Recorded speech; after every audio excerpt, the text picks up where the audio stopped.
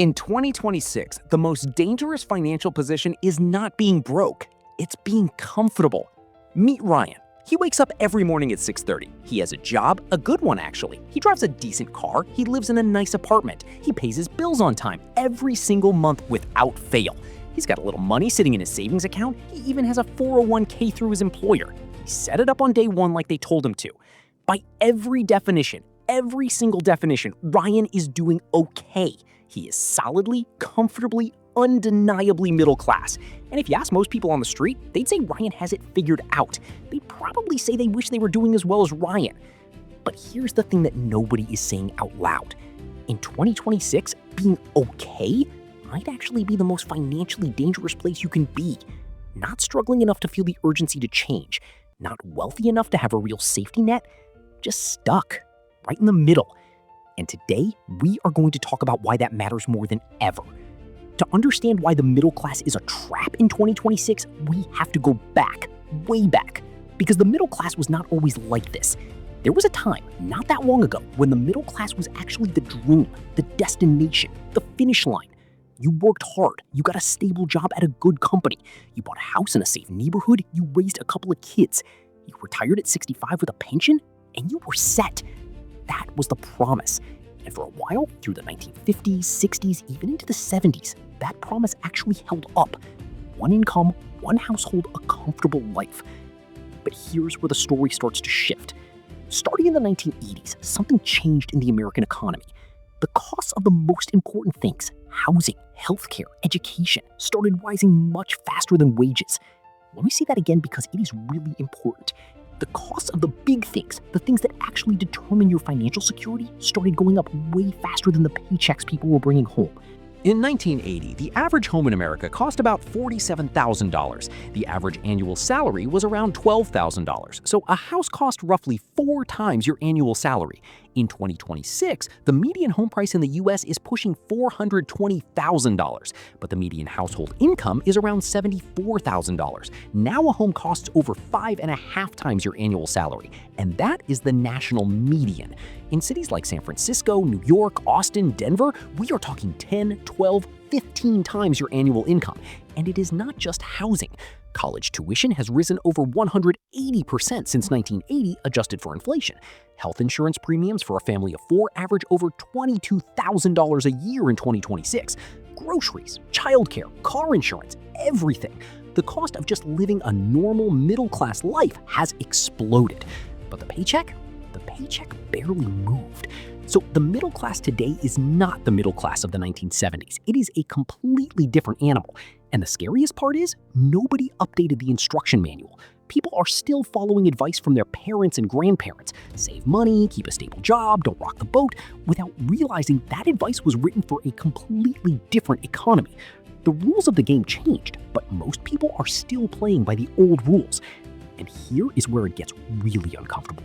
The modern economy was not just indifferent to the middle class. In many ways, it was specifically designed to extract money from them. Think about who the ideal customer is for every major industry in America. Not the poor, they do not have enough to spend. Not the ultra-wealthy, they do not need to buy things on credit or installment plans. The perfect customer is someone who earns just enough to want more, just comfortable enough to swipe a card, just optimistic enough to believe the purchase makes sense. That is the middle class, and they have been marketed to, borrowed from, and monetized for decades. All right, so now let us get specific, because understanding the problem in broad strokes is one thing, but I want you to be able to look at your own life, your own finances, and actually see where these traps are hiding. There are 5 of them, and most people are caught in at least 3 without even knowing it. Trap number 1, the good enough salary. Now, this one sounds strange at first. How is a good salary a trap? Here is how. When you earn very little, you are forced to think differently. You look for alternatives, you pick up extra work, you get creative, you solve problems because you have to. When you earn a lot, you have real capital. You can invest, build, take calculated risks, and grow. But when you earn just enough to be comfortable, and this is the dangerous zone, you stop looking for something better. You stop asking the bigger questions. Should I be learning a new skill? I'm okay. Should I start that side project? Maybe later. Things are fine right now. Should I negotiate for more? I don't want to rock the boat. Comfort kills ambition. slowly, quietly, without you even noticing. A $65,000 salary feels safe, and it is safe, right up until it isn't. Because the moment that job disappears, or that company downsizes, or that industry shifts, that comfort you relied on is completely gone, and you built nothing in its place. Trap number 2, lifestyle inflation. And this one is everywhere. I promise you know someone, maybe you are this person, who gets a raise at work and within 3 months has absolutely nothing extra to show for it. It happens because every time our income goes up, our spending finds a way to match it. The car lease gets upgraded, the apartment gets nicer, the vacations get a little more expensive, the restaurants get a little fancier.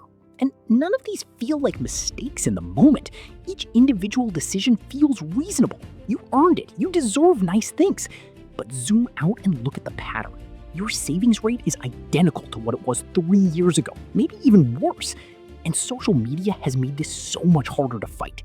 You are not just keeping up with your neighbor anymore. You are comparing your life to thousands of curated highlight reels every single day. Vacations, watches, kitchen renovations, new cars. The pressure to upgrade your lifestyle has never been this constant, this visible, this personal. And every upgrade, every single one, raises your baseline cost of living, which means you need more money just to stay even, which means you work more, which means you deserve another reward, and the cycle continues. Trap number 3, and this one is so normalized that most people do not even think of it as a problem anymore. Debt.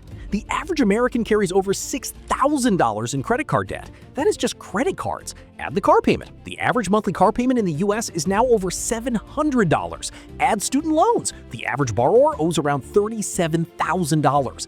Add the mortgage if they have one. Most middle-class Americans are mortgaged to the future without realizing it. And the reason this is so dangerous is not the debt itself. Sometimes debt makes sense. The danger is that debt payments consume the money you could be building wealth with.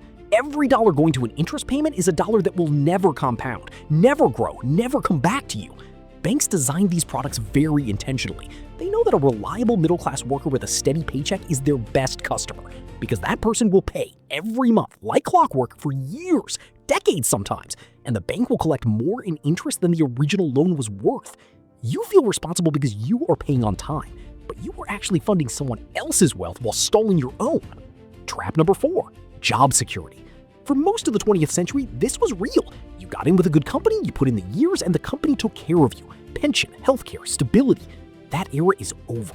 And in 2026, a new threat has arrived that is moving faster than anything we have seen before. Artificial intelligence is not coming for jobs in some distant future. It is here, right now, doing real work. AI tools are writing reports, analyzing data, handling customer service, generating marketing copy, processing legal documents, reading X-rays. And the jobs most at risk are not the lowest paid or the highest paid. They are squarely in the middle. Middle-class jobs, the ones that require some training, some education, some skill, but not the kind of deep, creative, or interpersonal work that is truly hard to automate. If your job mostly involves processing information, organizing data, communicating standard responses, or following repeatable workflows, you are in the direct line of what AI is getting better at every 6 months. This does not mean everyone is losing their job tomorrow, but it means that for the first time in history, the stability of a middle-class job is not something you can count on for 40 years. Trap 5. And I want to be careful here because I know this one feels like an attack on doing the right thing. Saving money is good. Do not stop saving money. But saving money alone in a savings account while inflation runs higher than your interest rate means your money is quietly losing purchasing power every single year. If inflation is running at 5 or 6% and your savings account pays 4%, you are mathematically losing ground every month. The dollar you put in last year cannot buy the same groceries this year. And yet, most Americans still think of a savings account as the responsible, safe, smart move. It was in a different era. In 2026, money that is not invested is not working for you. It is just waiting to be worth less.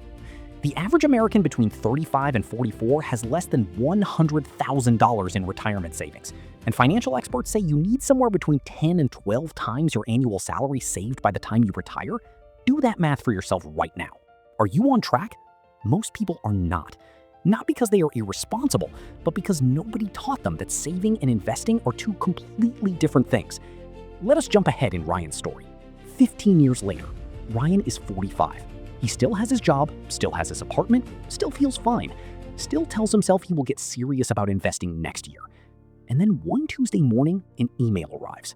Company-wide restructuring, AI-driven workflow changes, 30% of positions being eliminated, his department included.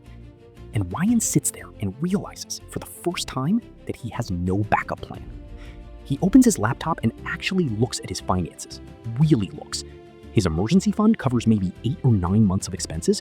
His 401k has some money in it, but not enough, not nearly enough. His skills on paper look the same as they did in 2021. He has no side income, no freelance clients, no business, no passive revenue of any kind. He did everything the way he was told. He showed up, he was reliable, he was loyal. But the world he was being loyal to, it moved on without him. Now let us look at Ryan's friend Sarah. Same city, same starting salary, right out of college, same generation. But Sarah made 3 different choices. At 28, she started putting $200 a month into a low-cost index fund. She did not try to pick stocks, she did not try to time the market, she just started consistently and did not stop. She also made it a habit to learn something new every year. A certification, a new tool, a skill that made her more valuable in her field. And every time she got a raise, she kept her expenses the same for at least 6 months before allowing any. At 45, Sarah has over $220,000 in her investment accounts from contributions that never felt painful. She has skills that keep her employed and employable, and she has a financial cushion that gives her choices. Ryan and Sarah did not have different opportunities. They had different habits, and habits, compounded over 15 years, create completely different lives. The tragedy of Ryan's story is not that he failed. It is that he succeeded at a game that was never going to make him wealthy. He won every round of a game designed to keep him spending, borrowing, and staying just comfortable enough to never ask for more. Most of us are Ryan. That is not an insult. It is a wake-up call. So we have talked about the trap. We have seen the 5 ways it catches people. We have watched Ryan walk right into it, not because he was dumb, not because he was lazy, but because the system was designed to look like safety while quietly keeping him in place. Now, let us talk about the way out, because there is a way out, and it is not complicated. Step 1, pay yourself first. Before you pay rent, before you pay your car note, before groceries even, automate a transfer into an investment account the same day your paycheck hits. Even $100, even $50 to start. The amount matters less than the habit. A Roth IRA, a brokerage account, a low-cost index fund tracking the S&P 500. You do not need to be a financial expert. You need to start. Step 2, treat your skills like your highest-paying asset, because in 2026 they are. AI is coming for the skills that do not evolve, the people who keep learning, keep adapting, keep making themselves genuinely hard to replace. Those people are not only safe, they are thriving. Pick one skill every 6 months and go deep on it. Step 3, create a gap and protect it. The entire game of building wealth is this: earn money, spend less than you earn, invest the difference, repeat. That is it. That is the whole strategy. Every time your income goes up, resist the upgrade. Keep your expenses flat. Widen the gap. Put the difference to work. The goal is not to stop being middle class. The goal is to stop being trapped by it. Middle class is where most of us start. It does not have to be where we stay.